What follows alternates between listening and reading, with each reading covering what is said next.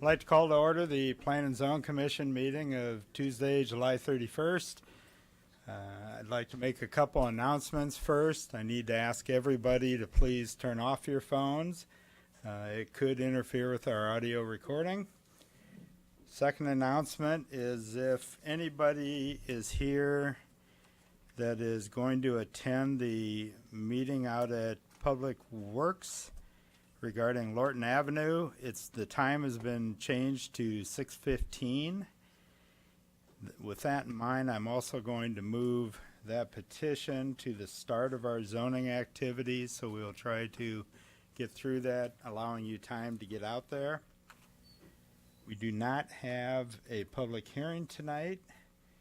We will move on to roll call for the regular meeting. Commissioner Tallman. Connell. Present. Hepner. Here. Ingram. Present. Johnson. Present. Kelling. Here. Lammers. Present. Manus. Here. Med. Here. Quinn. Here. Reinhartz. Here. Tallman here. We have a quorum, Mr. Chairman. Thank you, Commissioner Tallman. Report of City Council activity. Nothing more to report. Thank you. Secretary's report. Move report. Second. All in favor of the Secretary's report as printed, signify by aye. Aye. Opposed? Hearing none, it will remain the same. Matt, anything from the Comp Plan Committee? Sure. I'll mention the we're going to be having a series of open houses for the zoning ordinance, which I've probably seen the posters all over town. At least you've seen them in a few places. Real quickly, there's going to be 4 public opportunities. First one will be tomorrow at 4 p.m. right here, kind of before the council meeting. Then on Thursday from noon to 2, that will be at the Public Works Center. From 5 to 7, there'll be a session number 3, and that will be at the Freight House, probably between next to Antonella's on the east side of that property, and that's it. Or am I? Friday. Well, oh yeah, I'm sorry. You're right. There is one on Friday, 7:30 to 9 a.m. at the chamber office on 3rd Street. Thank you, Matt. Any commissioners have any questions regarding Matt's discussion? Seeing none, we'll move on to zoning activity. Commissioner Tallman, we will move down to case number FDP 18-03. Thank you, Mr. Chairman.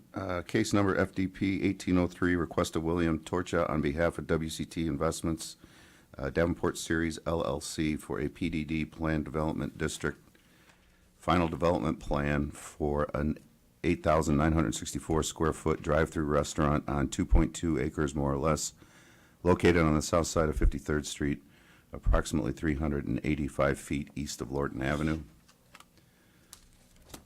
Staff recommends the Planning and Zoning Commission accept the listed findings and forward case number FDP 18-03 to the City Council with a recommendation for approval subject to the following 2 conditions, and I so move. Second. Case number FDP 18-03 has been moved and seconded for discussion. Matt? Thank you, Matt Flynn, Community Planning and Economic Development. I'll just mention we've kind of been tag teaming everything with Wayne being gone and some vacations. So we're going to give a fairly streamlined set of presentations for the items before you, especially since you should be at least familiar with some of those. So as you recall, on July 2nd, this body recommended approval of the rezoning the PDD for this development, and as promised was the final development plan for the initial project, which would be a proposed Portillo's restaurant. This is the area within the area now being considered for planned development district located generally in the center of this site, and immediately to the north would be the Costco property that's currently under development. Again, the land use map, just future land use map, really more relevant for zoning, but again, that shows that. So, as mentioned, what's really important in this case is the commission's job regarding zoning is done. So now the item before you is to determine whether or not the development plan meets the requirements within the zoning ordinance. In some ways, it's like a subdivision ordinance where we're just really ensuring that the necessary components in order to move a project forward has been met. So in short, you've got a lot of information in your packet. We believe that, in fact, that the development does do that. We can spend more time discussing the specific aspects of the development. We can call our engineers if you'd like. Just going quickly through the site plan details and the elevations in your packet. Again, this is what the proposed development will look like. Again, this information was shared on July 2nd.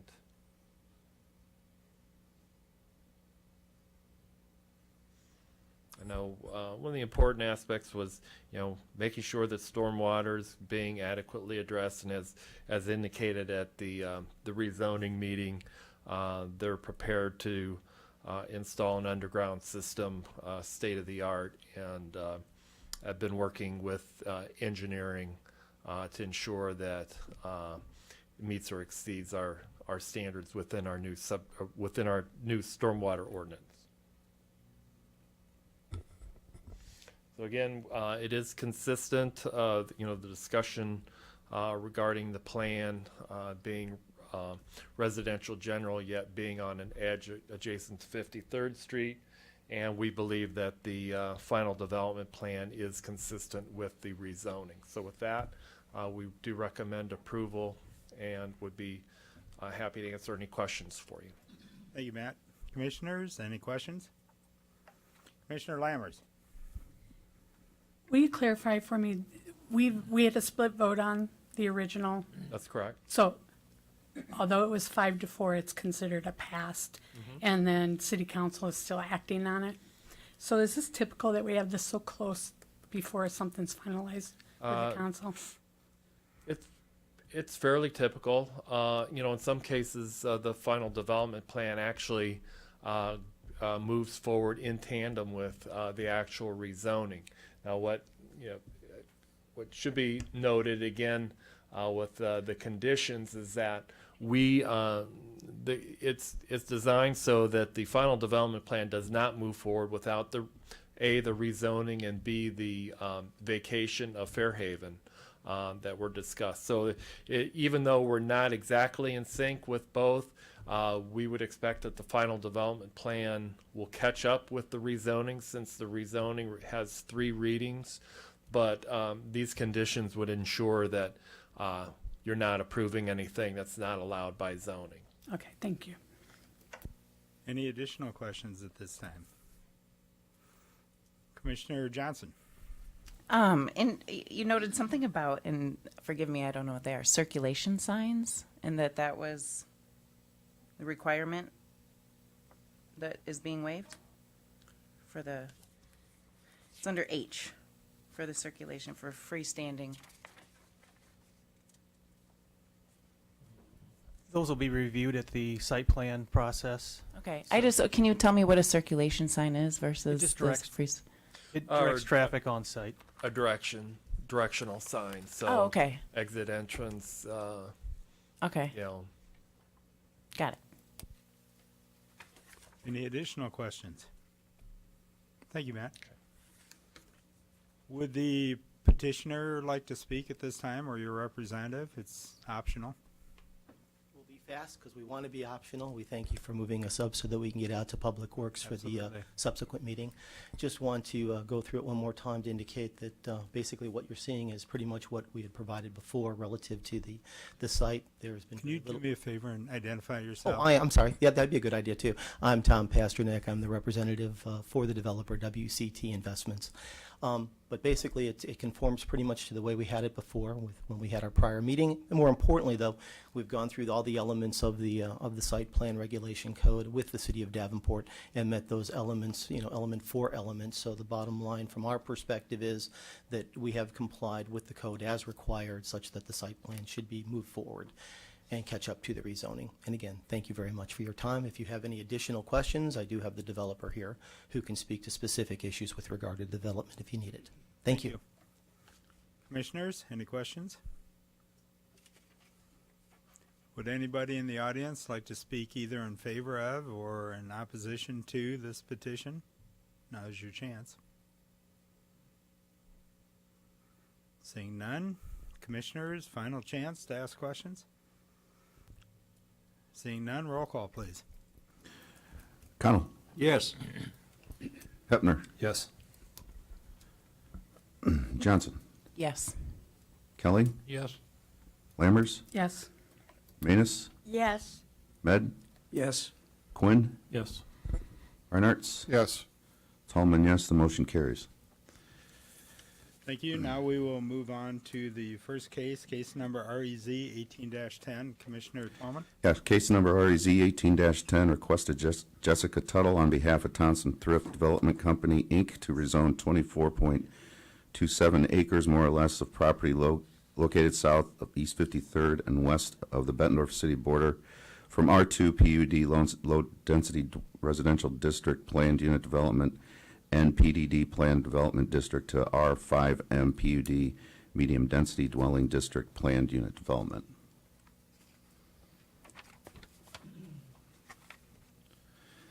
Staff recommends the Planning and Zoning Commission accept the listed findings and forward case number REZ 18-10 to the City Council with a recommendation for approval subject to the following 4 listed conditions, and I so move. Case number REZ 18-10 has been moved and seconded for discussion. Matt? And thank you, Matt Flynn, once again. Again, I appreciate Ryan filling in for the public hearing portion of this really kind of two dual proportion. Never mind. Easy for you to say. I'm going to use my jet. Slow down. As an Start over. excuse. So anyway, this property, as you know, contains 2 different zoning actions. One would be this case before you, which is a rezoning from largely R2, but with some PDD, to a R5 PUD that would allow development of a 304-unit apartment complex within 19 buildings. And density is a factor within zoning, and this development is proposed at 12.53 units per acre. The R5 PUD allows up to 25 or 24.7 units per acre. We have done an extensive technical review and have really determined that there are no issues that are of particular concern with our engineering division that would cause us to say we should take a pause and look at these a little bit closer. And unlike the previous case, this is a matter where we have the final development plan moving forward through the process at the same time. So we'll talk about zoning a little bit now, but then later on the agenda will be the final development plan that will get more into the design and development details that people are concerned about. And again, the land use plan is required as part of a planned unit development, and again, in this case, we've got a final development plan, which is a much more extensive document. So, in essence, by referencing the final development plan, in particular this site plan, this actually would suffice for the land use plan that's required as part of any PUD rezoning. Again, this represents the site. And this is how it relates to the comprehensive plan. And you can see the regional commercial that fronts 53rd Street and extends back in. Yes, that does correspond with the zoning action that occurred in 2011, whereas the front of property was zoned for a regional commercial. I think even though that plan failed to realize, I think the idea was that the development might mirror the development to the north, maybe consisting more of larger office buildings rather than smaller medical and service businesses that we'll talk about with the other rezoning, REZ 18-11. Then the area to the south, we show that residential general, that would be where not just, again, we've said this before, not just low density residential can occur, but really a variety with particular attention being given to where we're looking at increasing density.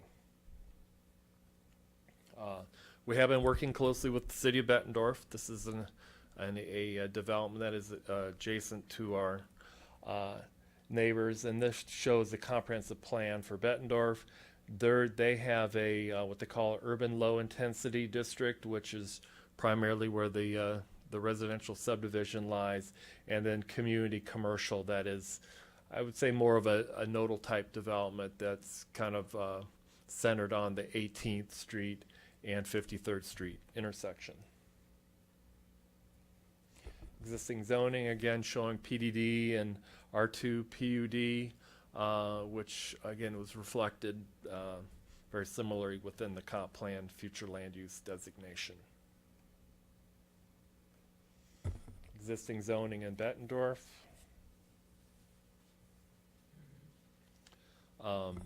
There's a lot of information in your packet. I know that Ryan gave an extensive presentation at the last meeting. We do feel that this project is worthy of moving forward with your recommendation. So we do recommend its approval. We believe it's generally consistent with the comprehensive plan. We think that the overall quality of design is compatible with the neighborhood, especially given the extensive setbacks and buffering architectural details that we'll talk a little bit further in the final development plan. And with respect to traffic, we have reviewed the traffic plan, and we'll just mention that we feel that the 2 points of access will be adequate, but there will be a need eventually to address a few things. First of all, acceleration and deceleration lanes that would be up to the developers to pay for, not only at Lakeview Parkway, but also at a proposed driveway to the east, and then signalization at Lakeview Parkway and 53rd Street that we'll talk a little bit more about in just a second. So here are the conditions. These are similar to what were in your packet, although we did add one.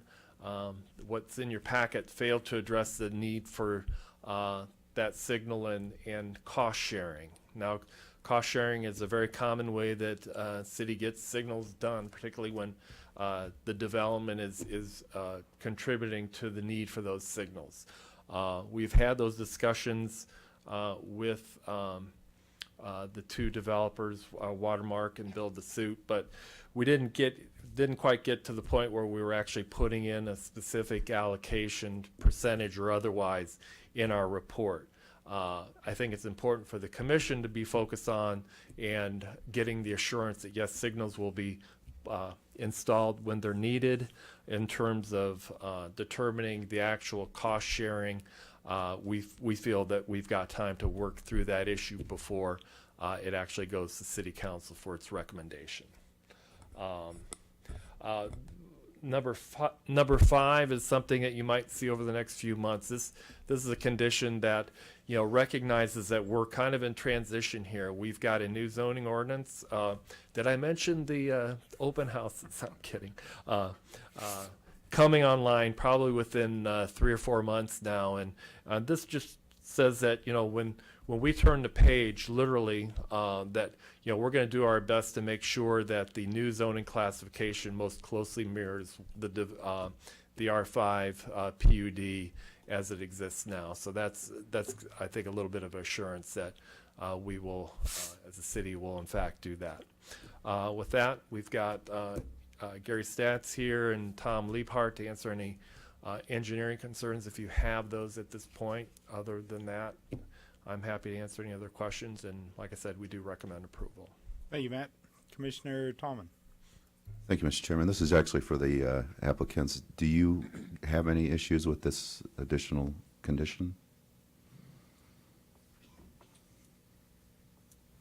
Good evening. I'm Jessica Tuttle. I'm Director of Development for Watermark. No, we don't have any issues with these conditions, and we're committed to installing the traffic signal, as Matt mentioned, in the proposed turn lanes. Thank you. Mr. Chairman, I'd like to then make a motion that we include the additional recommendations per staff comments. Yes. It was a motion. I'll second that. Motion has been moved and seconded. I think we'll do a roll call. We are voting on the additional recommendation, or the recommendation for an additional condition on the traffic lighting, traffic signal. Roll call, please. Hepner, Yes. Johnson, Yes. Kelling, Yes. Lammers, Yes. Manus, Yes. Med, Yes. Quinn, Yes. Reinhardt, Yes. Tallman, yes, and Connell. Yes. The motion carries, Mr. Chairman. Thank you, Commissioner Tallman. Commissioner Lammers. I have a question on that. You stated that the lighting, which sounds like it's a non-issue, but you said when it's needed. Who's going to determine when it's needed? What's the parameters for that decision?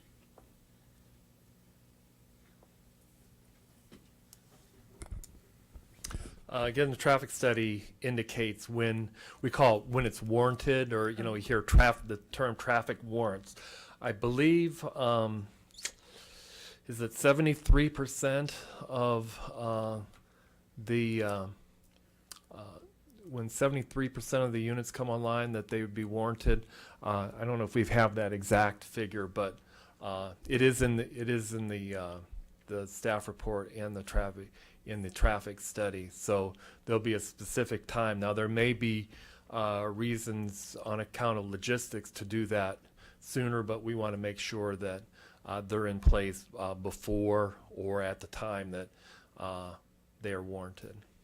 All right, thank you. Commissioner Johnson. This is for staff. When there is an increase in density like this, just like there's a traffic impact study, is there a school impact study where they consulted as far as how might impact? I know that Watermark has consulted. This is in the Bettendorf School District. I know they've had some discussions with the Bettendorf School District, and they have, based on both industry standards and their experience of how many students their development will generate, they have that information. They can provide more information, but the amount of students is not high, and again, according to Watermark and from what I understand, the Bettendorf superintendent, that they'd be able to be absorbed into the system. Commissioner Kelling. Thank you, Mr. Chairman. Commissioners, Matt, you can sit down if you want. I hope you'll bear with me for a few minutes. I have a few concerns, and most of those concerns revolve around what I call a rhetorical question. I hope you don't mind. I'm going to read from a text that I've kind of prepared. 7 years ago, this commission and subsequently the Davenport City Council, after a prolonged and controversial debate, approved the zoning for the parcel that appears before us tonight. It was, as you know, a bifurcated zoning decision, splitting the parcel into a residential R2 PUD as well as a commercial PDD zone. The concept plan at that time envisioned a 47-unit single-family development on the rear half and a mixed-use commercial zone on the front portion along 53rd, all of which you've been made aware of. It provided also for connectivity to 3 streets in the existing southern subdivision. It seemed at the time to be a fair and reasonable compromise and to protect the interest of the contiguous property owners. And at the same time, it allowed for what we thought was the highest and best use for the front half of the parcel, namely for commercial development. Now here we are, 7 years later, we are being asked to reverse course and undo what we thought was in the best interest not only of the city, but the stakeholder residents to the south, west, and east. 2 weeks ago at the public hearing, I asked the question of what had changed in the ensuing 7-year period to cause us to rescind our pledge to the neighboring property owners. It became clear at the hearing that nothing really had changed to create a great impetus to alter the zoning classification. Nothing except one thing. And that one thing is that now, finally, after what I believe is a 15-year marketing effort for this land, and conducted by every real estate brokerage in the Quad Cities, this prime real estate tract along a strategic corridor now finally has a ready, willing, and able buyer. So I ask again tonight, what should we do? What sound grounding is there for this petition? Why should we alter the zoning of the south 24-acre portion from a low-density single-family use with street connectivity and revise it to a much higher density multifamily use with no street connectivity except to an already overburdened 53rd Street?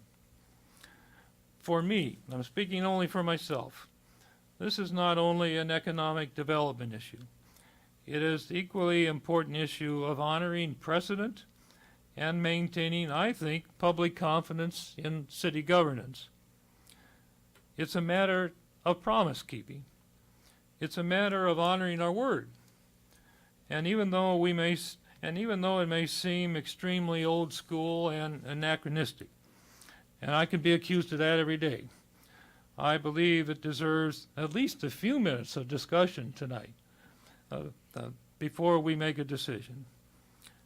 As a citizen and as a commissioner and as a realtor, this is not an easy decision. It's uncomfortable. And needless to say, we on this commission all the time are confronted with these challenges of achieving a balance between honoring commitments, protecting private property rights, and promoting economic development. I wish there were a few more residents of the neighboring subdivision here tonight, not because what I say is important, but simply because I think what we're talking about should have a little bit more hearing in front of them. So the question I have is, do we keep our promises, or do we plunge forward in the name of pro-growth? We are extremely fortunate to have before us 2 very high-quality developers, one local and one from out of state. And lest my comments tonight be mistaken, I want to make it clear that I am thrilled that an Indiana developer has their eyes on us and our city. We know the fine reputation of the PDD developer, Build to Suit, and Mr. Kellner. And based upon the public hearing presentation and concept plan proposed by Thompson Thrift Development and Watermark, I believe that if this petition is approved, Davenport will be honored by a superior new apartment complex unlike anything we've ever seen around here. The Watermark model, reading from your presentation last week, is to have a transformative impact on the community. And I believe you're going to do that. So, I say again, what do we do? Do we honor our commitments, or do we allow a sterling new development to go forward? In order to help make my own decision, last week I asked city staff to provide whatever additional information could be gathered regarding the comparative economic impact from the proposed new zoning. The information relayed to me stated that the estimated tax revenue, annual tax revenue from the proposed 5M zoning, R5M zoning, would be in the magnitude of roughly 3 times that which could be anticipated from an R2 zone comprised of 47 single-family homes. While I believe the revenue estimate from the single-family side is understated, substantially because it does not take into account today's residential new construction costs, there still clearly is a much higher revenue base resulting from the R5M zoning. Additionally, last week I spoke with the Davenport City Assessor, trying to understand and get a better grip on this further, seeking an estimate of the future assessed valuation of 47 single-family homes versus a 304-unit apartment complex. Working a reverse calculation from the estimated tax revenue, it was projected by the assessor that 47 single-family homes at today's construction cost would mean an assessment base of approximately $17 million. Doing a similar calculation for a 304-unit apartment complex, such as that which is proposed, anticipated a tax base in the range of $22 million. No matter what the outcome of this rezoning petition, and no matter what our position is, our decision is, these revenue and assessment projections are impressive numbers, not to be discounted and not to be ignored. And we should be mindful that these numbers pertain only to the PUD zone and not the PDD development still to be calculated. So again, what are we to do? Do we honor our commitments, which I think are important, or do we opt for higher revenue and a huge assessment base increase? The second area of my comments pertain to the traffic impact of this development.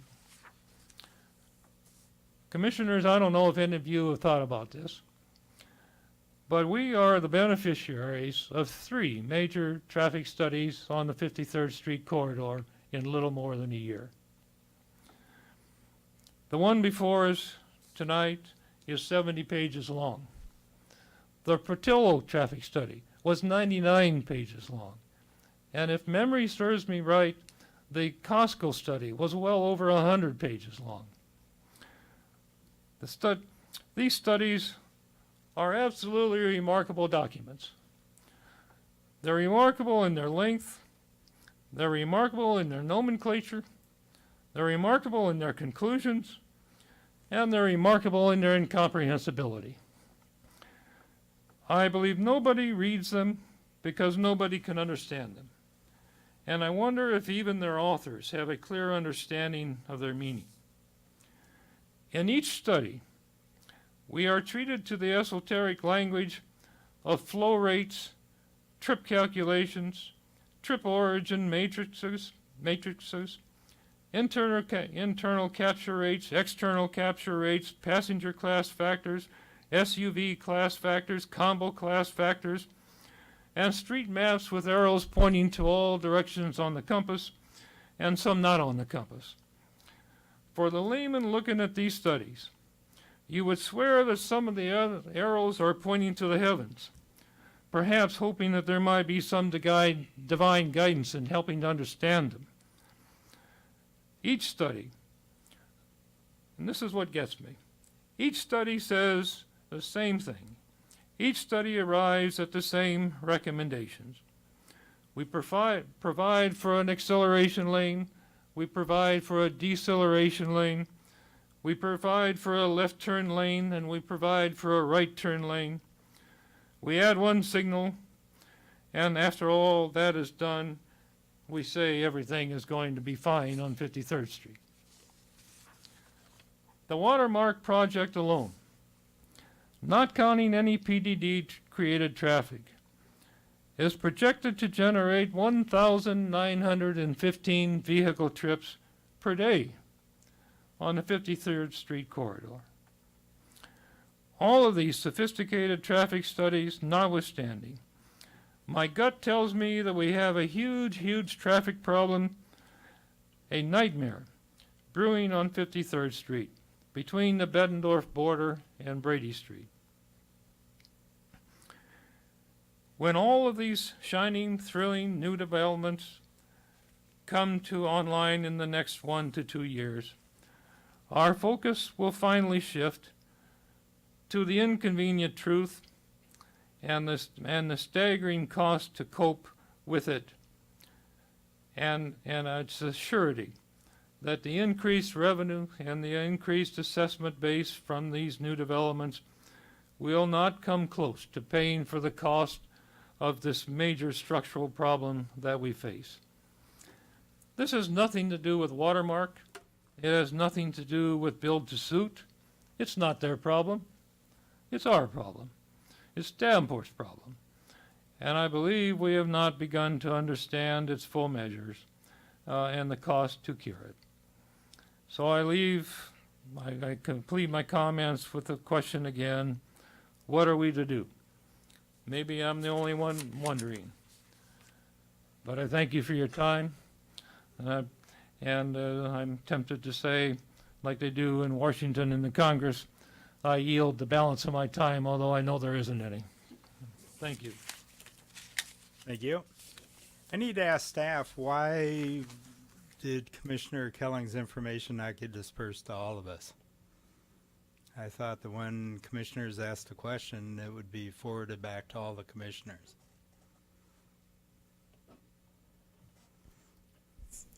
Specifically, the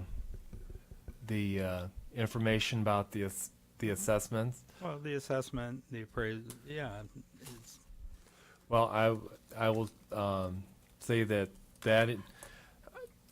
about mid-morning I was aware that there had been this request made, and I did receive a copy of the information that was provided to Mr. Kelling by way of the assessor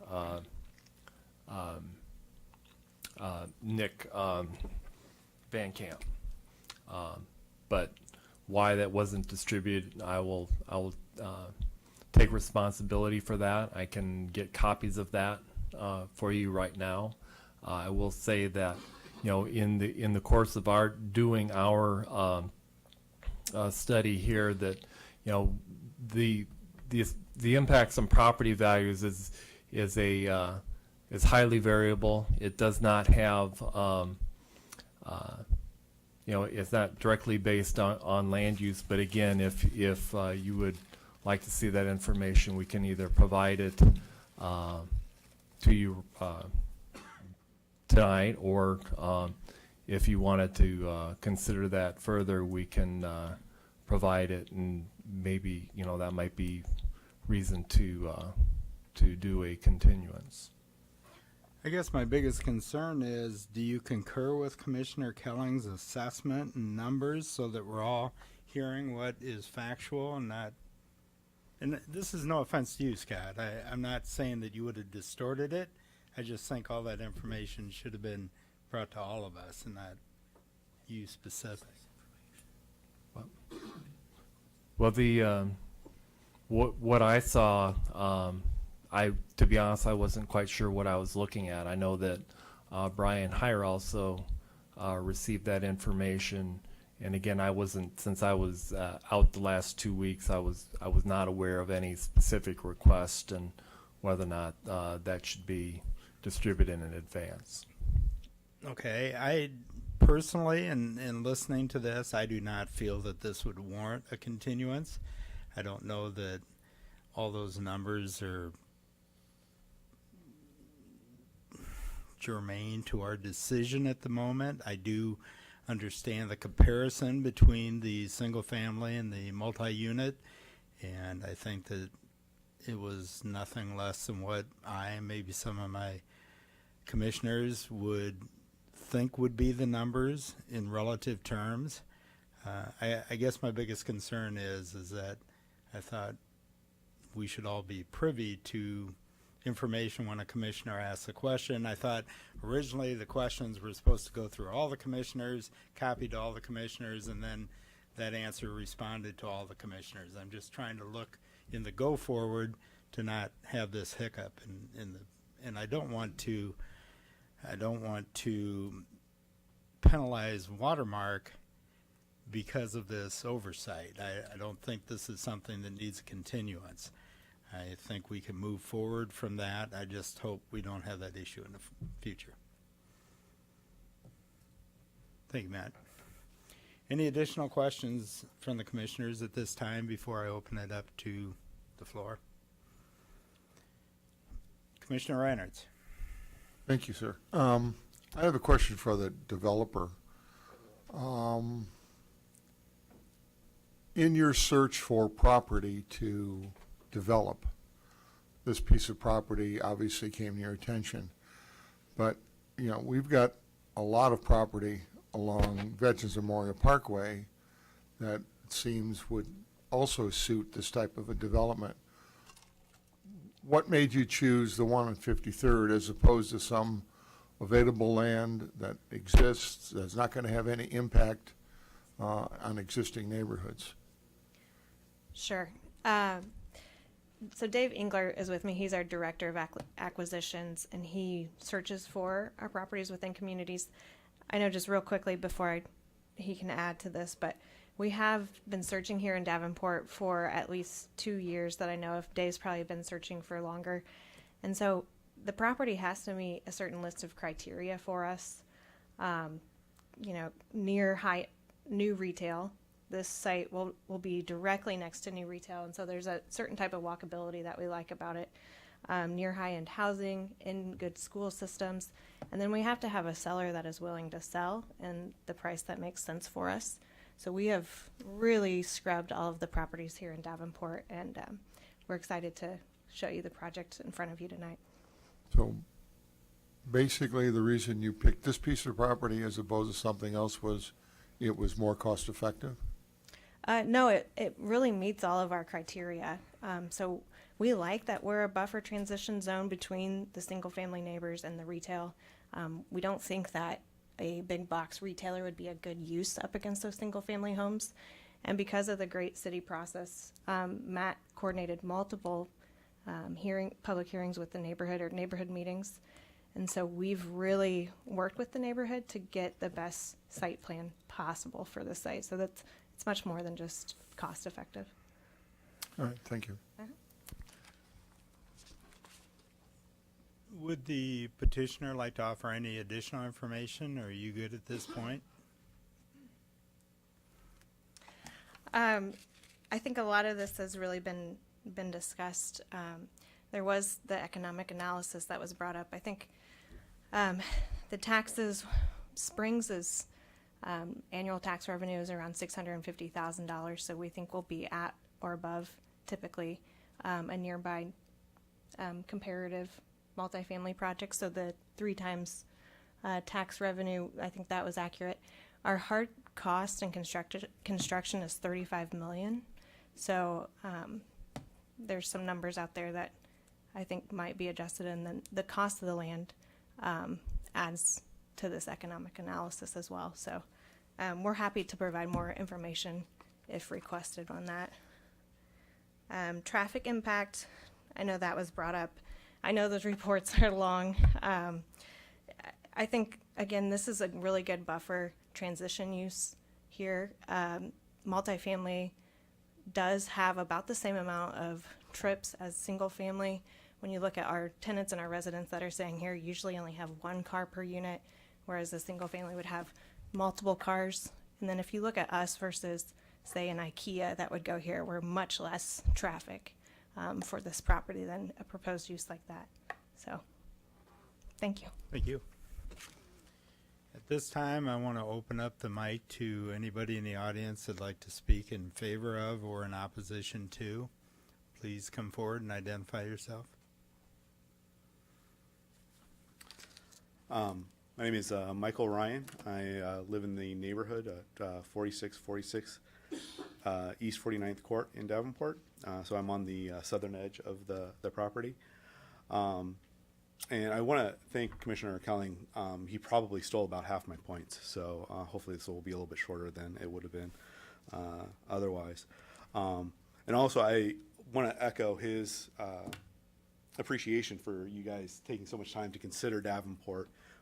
It really kind of, as a resident of Davenport, it's good to see that this area is generating this kind of interest to warrant such a development. But as I've been thinking about this, from the very first public meeting notice that I got on this, I've kind of been having there's just been something that's kind of not set well with me very well. And actually, I kind of think Commissioner Kelly kind of touched on this when he talked about confidence in government. Because I really, as I kind of started to prepare my remarks for this, I kind of thought, it really comes down to the planning of this whole thing. To give you guys a little bit of history, which I don't think has really been talked about too much so far, back in around 2000 or so, shortly after the O'Sells division, which is the subdivision I'm in, was developed, there was some talk about the owner of the property selling out to a big box store. And actually the way that the news had kind of portrayed it was that the owner was threatening to put in a big box in this area, which caused enough controversy that it made the local news. And obviously, the talking about big boxes and IKEAs and stuff like that, I think would generate a heck of a lot more a response from the neighborhood if something like that were to go through. So I really hope that we're not going back to 2000 and talking about big boxes going in there, because that's clearly inappropriate development. But fortunately, like I said, the neighborhood fought back against that inappropriate development that she had been threatening to go with a big box. And also at the time, I see that we were talking about the comprehensive plan of 2035. When I first bought the house back in 2009, the comprehensive plan was for 2020, and it showed the entire plot of land as being light residential. So that's kind of what I bought into. I bought into this idea that the owner was a little bit threatening, but the neighborhood had fought back, and the comprehensive plan was all pushing for light residential. So I was like, okay, I don't know exactly what that field's going to look like in 10 years, but it's going to be light residential because that's what everyone has kind of been pushing for. But then just 2 years after I got into the house, I got a public notice, kind of like I got, for this process. And it was very interesting because the public notice was only about a 200-foot strip of land that went around the east and the west and the south border. Why would you zone something so oddly, 200 feet in a U shape? That doesn't make a whole lot of sense. Well, then when we actually got to the public meeting, it kind of began to make a little bit more sense, because in the middle of that was this huge commercial development that she was planning to go for. Well, she was using a loophole to try to get her commercial development that she wanted. As I remember, I don't have the document with me, but I seem to recall that the original plan was for like 5 buildings that were going to be 3 stories tall, kind of almost 200 feet away from our backyard. Once again, the neighborhood rallied together. We fought against it. We talked about it, and we got, eventually we came to a compromise where it was going to be what we're looking at now with the PUD and the PDD.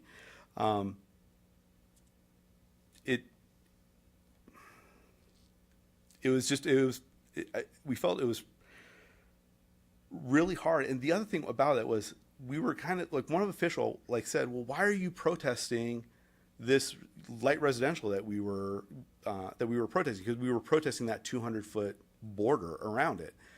Well, that was the only thing that we could protest. It was like, I don't know if the official was just naive or if they were pushing a different agenda, but we felt like we weren't getting represented very well by our representatives, because we're being told, well, you shouldn't even fight against that you should just accept it the way it is, which really wasn't important or wasn't appropriate.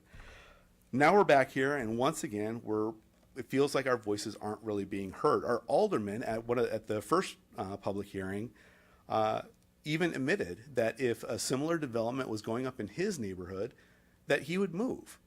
And he said, "Oh, but my neighborhood's doesn't have the vitality." Sir, you can't use the words of an alderman at this time. Okay, all right. My apologies. We're talking Okay. about what's All right. going on, not Sure. hearsay. I'll retract That that. alderman isn't here, so I'll retract that. please. Okay. Let's get on with the point. Actually, he is here. Well- but I that's fine. I retract that statement. I Yeah, apologize. you're putting words in his mouth that he didn't speak to us. I understand. So please retract that. My apologies.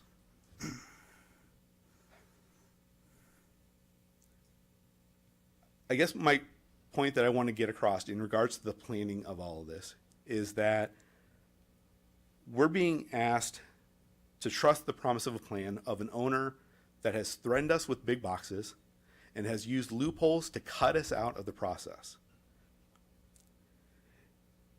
Now, I know at the last meeting, I don't know if I'm allowed to say this, but there was a claim at one point in time that the plan was going to be what was developed because that was the plan and they had to stick to it. That claim strikes me as a little bit disingenuous, because back in 2011, we were told when we got this compromise plan that was the plan. That's what they had to develop. So now we're here. To explain that, this developer will have to stick to their development plan. Okay. They are not the developer All right. of the plan back in 2000. I that's- understand that. But that gets to my point, which is, how can you ask us to trust the promise of this plan when in this very process we're breaking the promise that was made in 2011? This goes back to the trust in the government that Commissioner Kelling talked about. We are fighting and fighting and fighting. Maybe one of the reasons why there aren't more residents here than perhaps there would have been otherwise. There were plenty of residents at the 2 public hearing meetings. There was plenty of residents that were here at the last meeting. Maybe we're just getting tired of fighting on this. I guess the other thing I want to point out is that, and I don't know if this is true or not. I'm not a real estate developer, so I don't know what the pricing on this is. But my understanding from what I've heard from developers, or not from developers, but from real estate people, is that she has had, the owner has had a very high price on this property. I think that there are other more appropriate locations for a development of this type that we don't need to go back on the promises made to the residents and just to make an owner a little bit more rich than she already is. That has nothing to do with this discussion.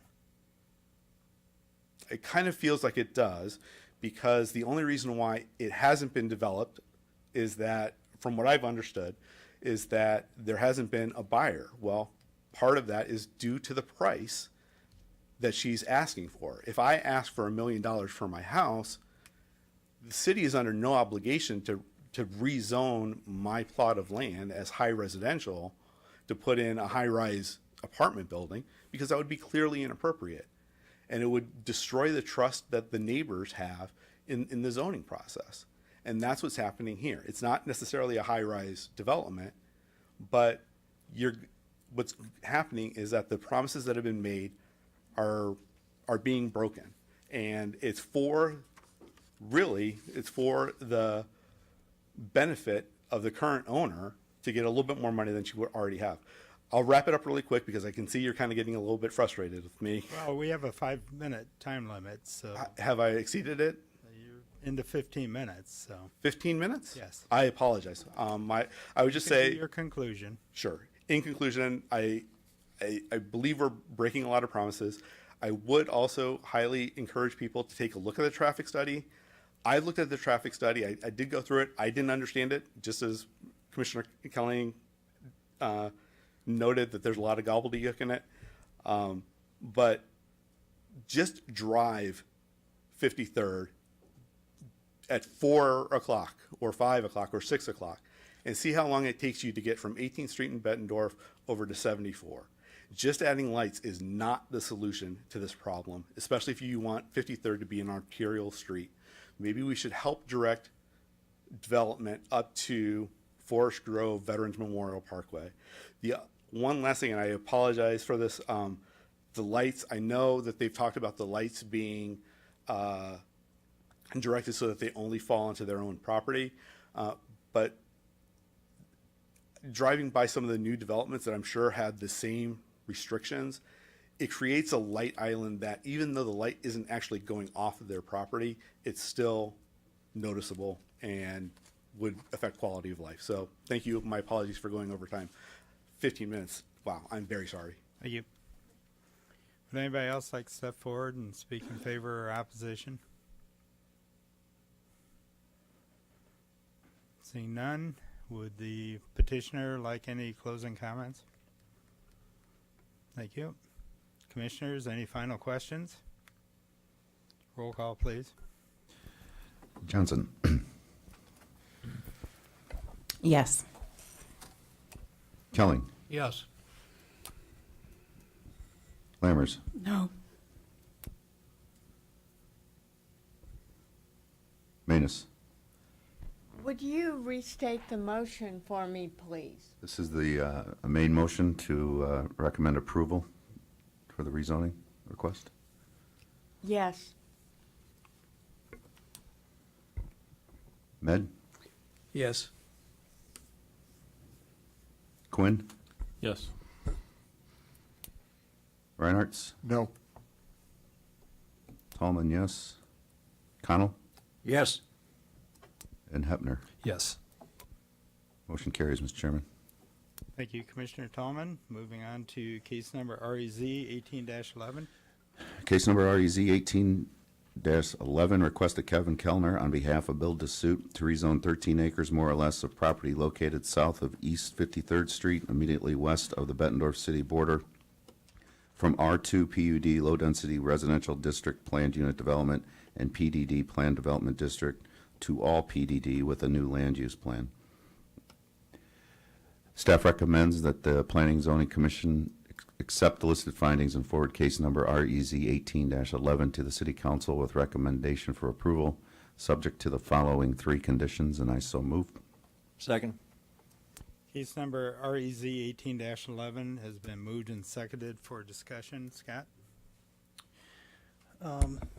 So this is the companion case to this. This is the property that is on Brady Street. I'm sorry, 53rd Street.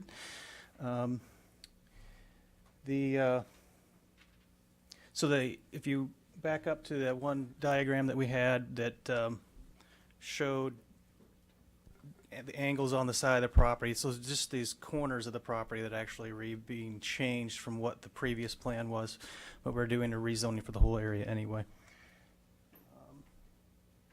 So this diagram just shows where the zoning is, and so previously these corners here had been residential, and now the whole property in its entirety will be commercial,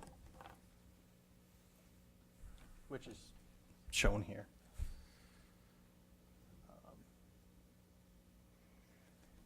And so this is the comprehensive plan for Bettendorf. You can see that they have commercial along 53rd Street, similar to what Davenport has.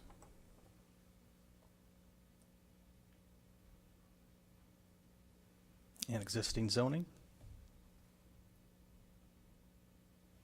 And Bettendorf's existing zoning. So as we've talked about, the traffic study was a joint traffic study for both zonings. So the same information applies to both cases. If you have any questions regarding traffic and regarding the impacts of this development and multiple developments on 53rd, we have a traffic engineer here, and you can ask them any questions that you may have.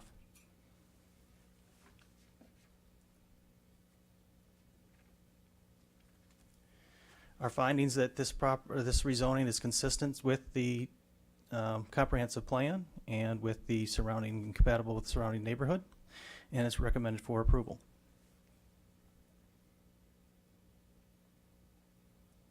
Thank you, Scott. Commissioners, have any questions of staff? Thank you. Would the petitioner like to step forward? Totally optional. My name is Kevin Kellner with Build the Suit, and I just want to address one item that came up earlier, but we're together. So the signalization and the deceleration lanes would be done right up front. So we would do that immediately rather than waiting till it's warranted. So Thank you, Kevin. Would anybody like to speak in favor or opposition? Seeing none. Staff or commissioners, any additional questions? Seeing none, roll call, please. Kelling. Yes. Lammers. Yes. Manus. Yes. Med. yes. Quinn. Yes. Reinhardt. Yes. Tolman, yes. Connell. Yes. Hepner. Yes. And Johnson. Yes. Motion carries, Mr. Chairman. Last case is FDP 18-02, requested Jessica Tuttle, Thompson Thrift Company, Inc., for a final development on 24.27 acres of property more or less located south of East 53rd Street and west of the Bettendorf city limits. Proposed development is a 304-unit apartment complex with clubhouse and outdoor pool. Staff recommends that the Planning and Zoning Commission accept the listed findings and forward case number FDP 18-02 to the City Council with a recommendation for approval subject to the following one listed condition, and I so move. Second. Case number FDP 18-02 has been moved and seconded for discussion. Scott?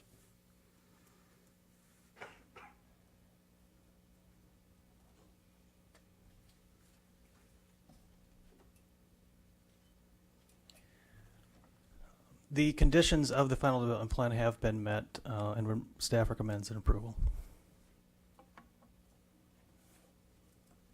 Thank you, Scott.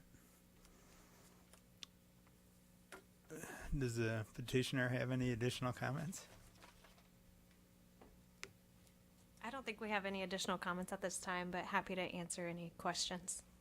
Thank you. Commissioners, any questions? Audience, any comments? Roll call, please.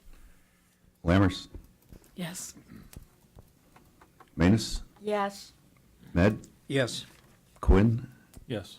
Reinhardt. Yes. Tolman, yes. Connell. Yes. Hepner. Yes. Johnson. Yes. And Kelling. Yes. That motion carries also, Mr. Chairman. That concludes the zoning activity report. Thank you, Commissioner Tallman. Subdivision activity, Commissioner Connell. Thank you, Mr. Chair. I have three cases tonight. The first one is request F-18-10 of Silverstone Group, Inc.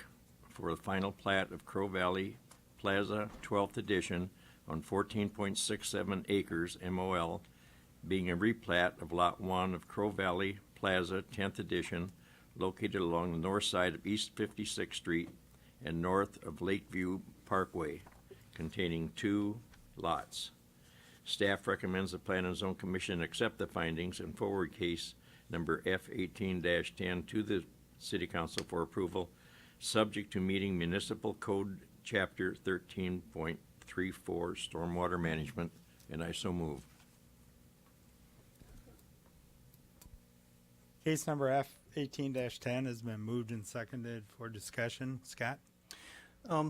The one comment that we got back from Public Works is they wanted to make sure that the stormwater chapter was going to be met, and unlike most developers, this developer got on that right away and actually changed the plat before it even reached the next step of the process. So what we have in your packet actually shows the note added to the plat. So that's our only condition, and it's actually been met already. So Thank you, Scott. Commissioners, any questions of staff? Would the petitioner care to speak at this time? I'm Steve Hunter, attorney for Riverstone Group, Inc., the developer. Unless the commission has any questions. Agreeable to the staff report. Okay. Ready to proceed. Thank you. Commissioners, any questions of the petitioner? I don't think we have any. Thank you. Thank you.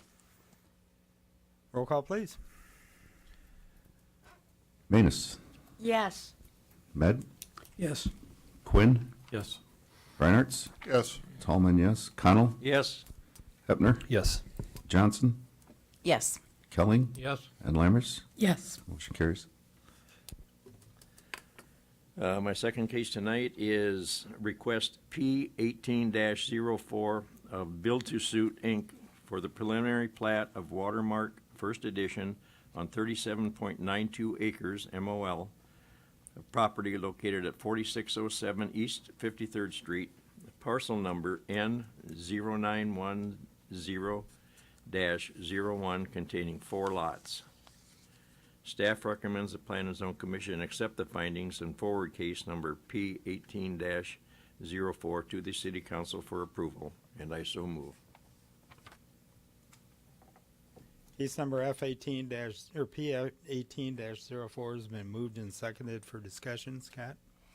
okay, so this is the property that contains the same property that we had for the 2 rezonings, -10 and -11. At this time, it's just a preliminary plat. And all the conditions for the preliminary plat have been met. We've sent it out to our usual suspects, all the utility companies and public works facilities and all those people. And there were no requirements. They met every one that we needed met for a preliminary plat. Thank you, Scott.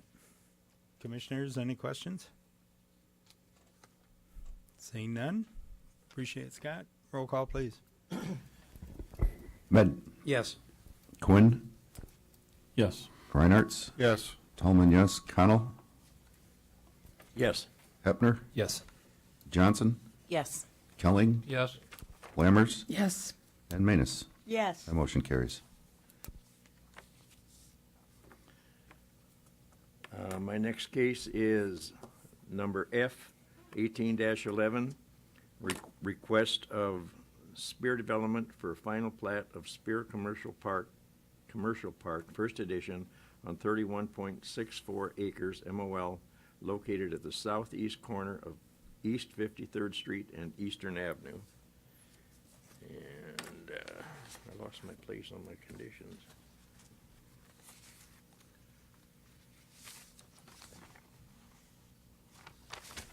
I had it marked.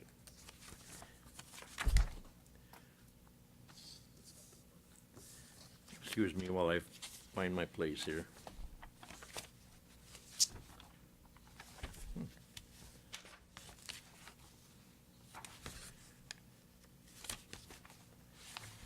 Yeah.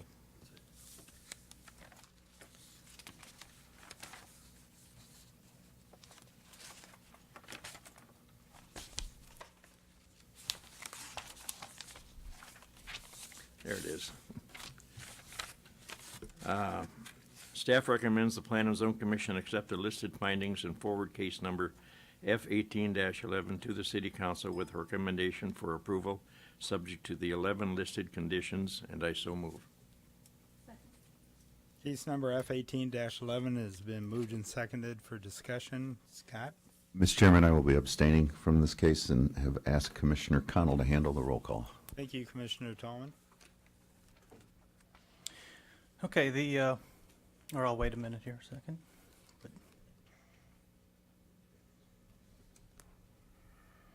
The plat does conform with Davenport 2035, and it does meet the conditions of the subdivision ordinance. Staff recommends approval with the conditions as listed. Thank you, Scott. Commissioners, any questions? Seeing none, roll call, please. Let's see where you left off here. We'll start at the top. Connell, yes. Hepner, Yes. Johnson, Yes. Helling, Yes. Lammers, Yes. Venus, Yes. Mid, Yes. Quinn, Yes. and Reinhardt. Yes. The motion passes, Mr. Chair. Thank you, Commissioner Connell. That's the end of my report. Thank you. Before this meeting is adjourned, I would like to ask the chairman if we could vote on the minutes that was omitted from the agenda, so we didn't approve those yet. The minutes were in the packet for July 17th. Okay. Move to approve. Second. Been moved and approved. All in favor of the minutes? Aye. Aye. Opposed? Minutes are approved. Appears as though we have 3 future business items. I would also like to comment that I appreciate everybody's attendance. It gets mentioned to me often by city staff that we're one of the commissions that has an excellent attendance rate. I understand that we all have commitments. I understand that sometimes carving 2 hours out of your night plus travel time is difficult. But I just wanted to say I really appreciate everybody being here, and it shows that we all care. I appreciate that very much. I have no additional communication, although I will open it up to the crowd if they have anything that's not on our agenda that they'd like to speak about at this time. And you too, Brian. Thank you. I would rather not take any of your time, but I think given some of the discussion that's occurred, which was good, I think I should. I can't remember if his name was Mr. Ryan, the resident, Mike Ryan. I wish he was here to hear part of this, because I think it gets lost a lot of times in this type of an environment, what exactly a comprehensive plan is.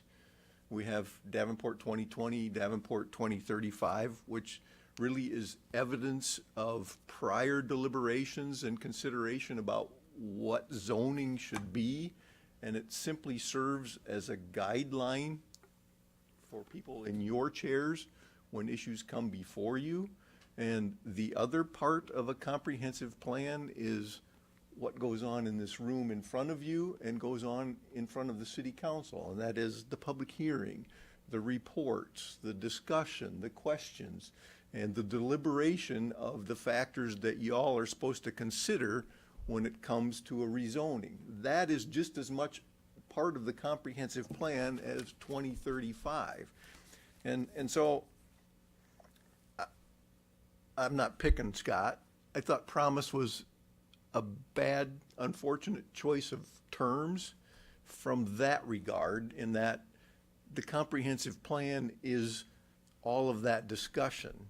And the fact that that discussion goes on, I don't think constitutes a promise. What happened back in 2011 was somebody brought a petition for rezoning in front of the commission and the council, and we acted on it, and y'all voted on it. But the development never occurred. And here we are 7 years later, and somebody else is bringing a different petition and a different plan for that. And so the comprehensive plan is still going on. We're still considering it. We're voting on it. To vote on it, you're not breaking a promise. You're just reacting to the petition that's brought in front of you. And I wish people would understand that the comprehensive plan deals with all of this process, not just Davenport 2020, Davenport 2035. So you didn't walk out of here breaking a promise to anybody. You're doing what you're supposed to do in considering the petitions that are brought before you and the factors that you're to consider in determining whether it's in the best interest of the city of Davenport to recommend the zoning or recommend denial of the zoning to the city council. And as far as the numbers, I don't know what time this morning we got the numbers that Scott asked for. I'm sorry, I wasn't at the public hearing. I don't know what the question was. I had to call Nick Van Camp and ask him what I was looking at. And I think, as Scott said, the numbers were all worked backwards. So I don't know that the numbers were helpful. I don't know the numbers were relevant to the considerations that go into the decisions that you all make. I know there's a provision in the state code that says that property, the value of a building is to be conserved. What does that mean? I'm not sure, because it doesn't say property. I also know that there are Supreme Court decisions that say you have to be really careful when you're playing with that value of property consideration, because if somebody's property, for instance, we were talking about the Portillo's thing a couple weeks ago. It faces a major thoroughfare. In all likelihood, that is probably best as commercial, but there may be many, many reasons to leave that residential. And the fact that the property value and the taxes would be greater under commercial really isn't an appropriate factor to consider in those things. The appropriate factors are those listed in the city code and the state code. And so that's one reason the information wasn't shared, was I don't think it was helpful. So with that, I'll sit down and be quiet. Don't run away. All right.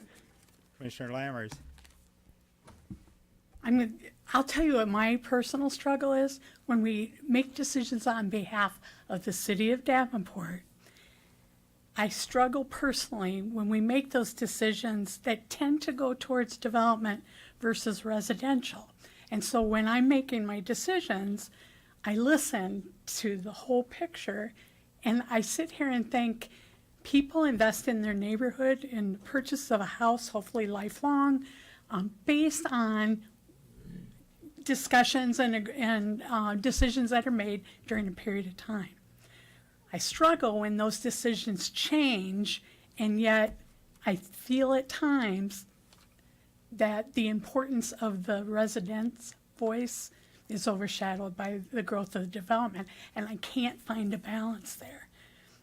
That's my personal struggle when we have these abutments up to residential neighborhoods. Yeah. And I can't help you because nothing is static.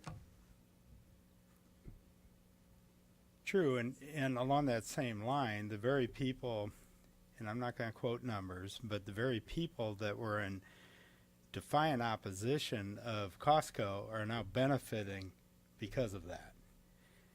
The ones that were directly across the street that are now potentially being purchased for the new development are now getting exceedingly above the market value of their homes, from what I've been told. So there are... Yeah, but for his discussion, that shouldn't even be a consideration. I'm not saying it needs to be a consideration. I'm just saying it isn't all bad for the people that are next door to a development. Please turn your mic on. In my experience, that happens to a small percentage of people that get I afforded understand. that opportunity. I understand. Commissioner Kellen. Brian, I really don't mind if you pick on me. I'm accustomed to that. I failed to... I do it so often. Yeah. I fail to see much difference, frankly. It's a semantical thing between a promise and a commitment. And an ordinance, a zoning ordinance, is a commitment, the way I see it. And so I mean, this is not a real beneficial debate, but I hate to be taken to task for calling something a promise when basically a promise and a commitment is one and the same in my way of thinking. Okay. The second thing that I want to say, and this probably goes to staff or Mr. Chairman, This, as I said in my talk, this is not an easy decision for me, okay? And that's why I spent a lot of time thinking about it, studying it, writing the narrative, because I wanted to make sure what I said is what I meant to say. But the reason I voted the way I did in favor of it was because of the economic impact of it. And to me, the staff should have provided us ahead of time these questions, this data that I was asking for, so we had something to seek out. And I don't like to be criticized for having asked the question of the city assessor or of staff for give us some revenue estimates, give us some economic impact, give us some increase in assessed valuations, something that we can hang our hats on. This is what this is all about. Okay, but You know? as you just said, Commissioner Kelling, those are estimates. I represented them as estimates. They were estimates given to me, and I called them estimates in my talk tonight. And so estimates you probably can't place a lot of value on in making a decision. You can make it helps guide a decision. It helps guide a decision-making process. And you and I can agree to disagree. You are one of 10 votes here, so your vote, yay or nay, if you're in the minority, cannot be a promise. You've fulfilled your obligation as a commissioner to cast your vote the way you believe it should be, but that's what it is a vote to recommend to the city council. I've also fulfilled my duty as a commissioner to do some homework. Correct. Which I think is important to be done, and which I wonder how much gets done sometimes. Okay. Thank you, Brian. Thank you, Commissioner Kelling. Would Mr. Berger like to speak? Piggyback. Bruce Berger, Director of Community Planning and Economic Development. Just kind of piggybacking on that too.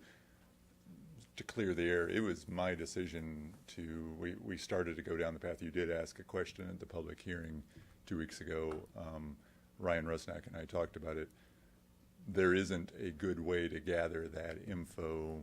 Well, in part, I think you pared it down a bit. I think the question I understood from Mr. Rusnak was a little bit broader, and it was to try to look at some other developments and what has happened, in terms of raising assessed values surrounding properties. And there are just so many, as Council just mentioned, there are so many variables involved that it starts to make the information, I don't know how you can trust it. It depends on which example you pick. It depends on, and we're not appraisers, and you start going down the comparables method. And I know you understand all that. And so, like, when you got the information, Commissioner Kelling did get that information for you all. I made the discussion with Ryan Rusnak to say, we're not going to provide that, in part because it's not going to be very valid information at the end with all the variables, and secondly, I don't think it's relevant for you to consider based on the factors Council talked about. I understand, and you're right to ask it. I'm not trying to say, oh, shame on you for asking a question. You should ask it. But we also have the ability to say, that's not a relevant factor for you to make a decision on that. It may raise to the level for aldermen to do that. That is something maybe from the larger standpoint. Technically, I don't know. He can correct me on that. But ultimately, from a use standpoint, there's a number of factors you should look at, and it's just so variable.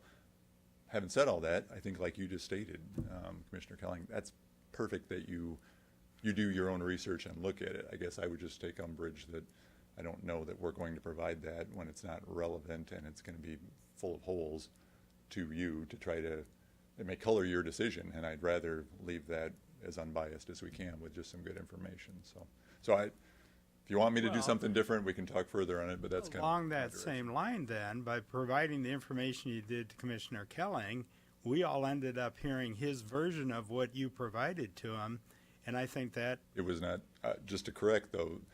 You made the request to your CPED staff, and we generally go out and grab that information from other staff if we need it or from other sources. We didn't make the call. Commissioner Kelling made the call to the assessor staff. Assessor staff provided it to him, and I think maybe CC'd us. So it was not a CPED-directed research effort. So I just want to make that clear. I guess that's not what I understood from. It's not quite accurate. My first call was to Ryan, okay, last week, seeking revenue statistics. And he in turn contacted the petitioner to gain that information. Right. So what I recited tonight came not from my creation, not from staff, it came from the petitioner. And it was accurate. It was 100% accurate. Right. Okay? It was a quote. I'll show you the email I received from Ryan if you want to see it. It's a verbatim. Okay? So, and then when I saw that, I wanted, my own homework. I wanted to find out and ask the question, how do taxes equate to assessed valuation? Okay, I have some knowledge of how to calculate that myself. I do it all the time for homeowners, but I wanted to see it in a bigger project. And so if we are told that there are $650,000 worth of taxes being paid by a new development, I wanted to ask the question of the assessor, what does this convert to assessed valuations? It's a simple question, and one that he gave me an answer to. I mean, there's nothing devious about it. It was, if you want to talk to me, talking to my fellow commissioners or talking to anybody out in the audience, if I say this is a $30 million project, that makes a hell of a lot more impact on somebody's imagination than $650,000 in tax revenue. Okay? And that's what I was trying to convey tonight. That's why I voted for this darn thing. Right. Okay? This is not a small project. It's a big project. And you even told me later on, late, before I had time to really digest it, that in composite, land acquisition costs, construction costs and all, this is approaching a $50 million project. Why don't we talk about it? So we should be talking about it. For the same reasons that it's not really relevant for your decision. For you personally, it may be, and you all personally make those decisions on what it is relevant for you before you make a vote. Doesn't mean that in the eyes of the normal process that it's something that officially gets disseminated. And I think that's the only difference I was making is we got some information from the developer, which I believe is in your packet. The information from the assessor, we didn't procure for you. And so that's all I was saying was that if you're talking about assessor information that was provided and why wasn't it provided to the commission, well, I think I've given you my reasons as to that. So. And I agree. I misunderstood what Commissioner Kelling was saying. I thought he was provided information from staff, and I will apologize to Matt tomorrow. I thought that information came to Commissioner Kelling from Matt and wasn't provided to us. And that's the only point I was trying to bring forward, not. Gotcha. Right. Yep. And he knows. And we're good. I mean, Okay. Well, I'll reach out to him tomorrow. Thank you, Bruce. I appreciate it. And thank you, Brian, for your help on clearing this up a little bit. Any additional conversation, thoughts, move to adjourn, anything? Move to adjourn. All in favor, signify by aye. We are therefore adjourned. I'm not even going to ask for a nay.